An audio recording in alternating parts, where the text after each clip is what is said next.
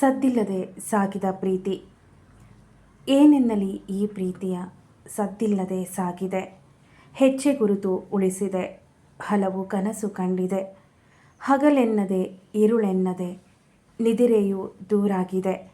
ನಲಿವಿರಲಿ ನೋವಿರಲಿ ಒಲವು ಒಡಮೂಡಿದೆ. ಭಯವಿಲ್ಲ ಪ್ರೇಮದಲ್ಲಿ, ಆತಂಕವಿಲ್ಲ ಸನಿಹದಲ್ಲಿ, ನಿಜವಾದ ಸಾಂಗತ್ಯದಲ್ಲಿ ಅನುಮಾನಕ್ಕೆ ಜಾಗವಿಲ್ಲಿ. ರಜನಿ ಮಹಾಂತೇಶ್.